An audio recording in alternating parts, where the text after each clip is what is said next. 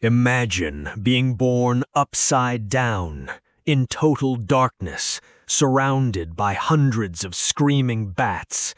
No sunlight, no soft nest, no peaceful beginning. Just the smell of blood, wet cave walls, and thousands of sharp teeth hanging above your head. And somehow, you're expected to survive in one of the most misunderstood species on Earth, because you weren't born as a lion or an eagle or even a wolf. You were born as a vampire bat. And yes, it absolutely sucked. Your life begins deep inside a cave somewhere in Central or South America. Not a clean cave, a hot, crowded, humid nightmare packed with bats covering the ceiling like living shadows. The noise never stops, screeching, flapping wings, tiny fights breaking out everywhere. And the smell? A mixture of guano, damp stone, decay, and blood. You enter the world tiny, blind, and helpless. Your mother hangs upside down while holding you tightly against her fur.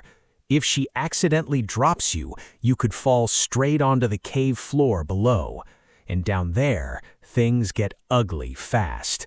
Snakes sometimes slither into bat caves looking for babies. Large spiders wait in cracks along the walls. Even other bats may trample weaker pups during panic flights. You're born into chaos, and unlike birds or mammals that hide their babies safely in nests, your entire colony is exposed together. Thousands of bodies, thousands of movements, thousands of opportunities to die. For weeks, you're completely dependent on your mother.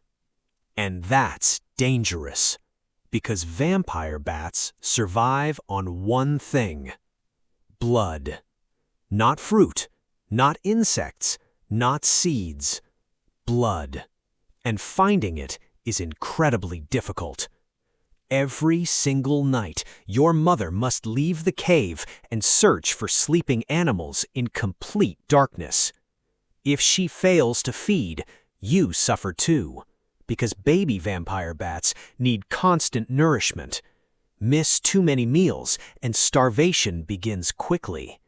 Your tiny body weakens, your energy disappears, and unlike animals that can survive days without food, vampire bats are terrifyingly fragile.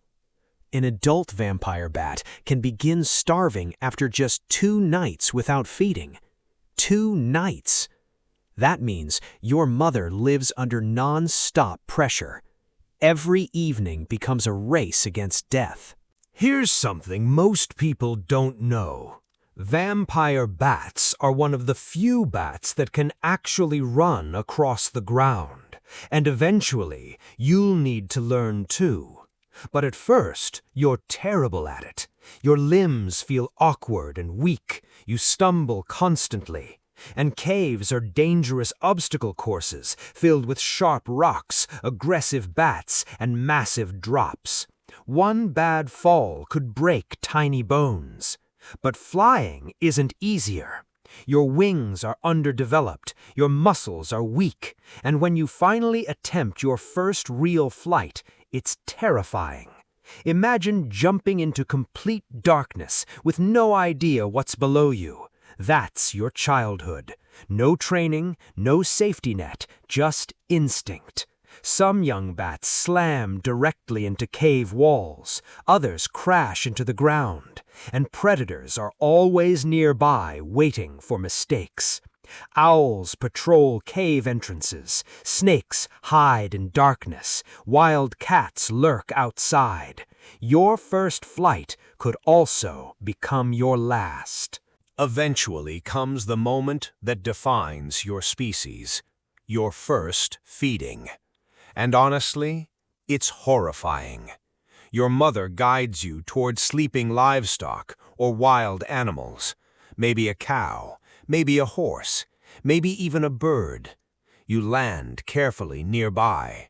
Every movement matters, because if the animal wakes, you could be crushed instantly.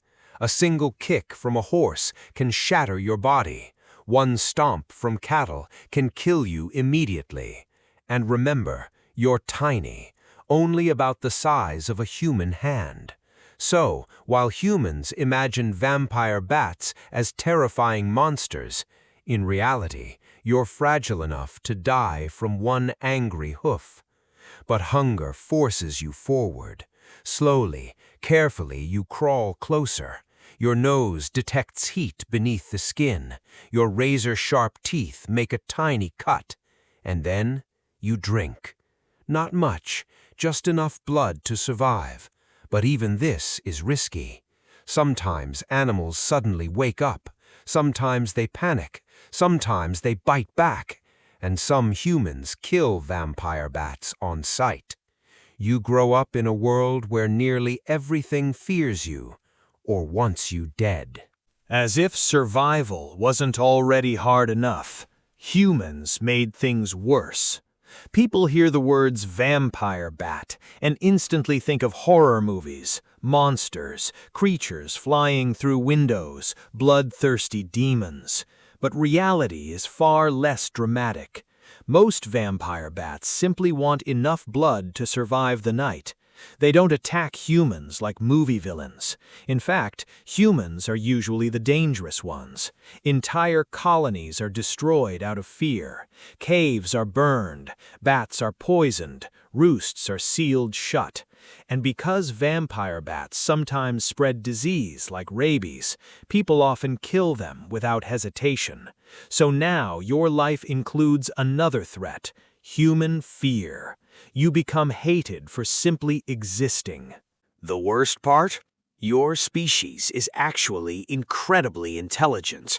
Vampire bats remember friendships, they recognize individuals, they cooperate, they share food. Some even form long-term social bonds. But nobody sees that. Humans only see the teeth, the blood, the name, vampire. And suddenly, you become one of the most feared animals on Earth, even though your entire life is basically a non-stop struggle against starvation, predators, weather, and extinction.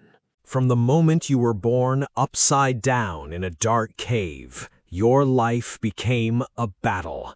A battle against hunger, against predators, against storms, against fear, against humans. Every night demands precision. Every feeding risks death.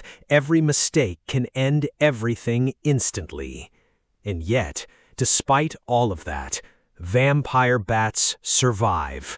They navigate through total darkness. They build friendships. They raise families. They adapt to one of the harshest lifestyles imaginable.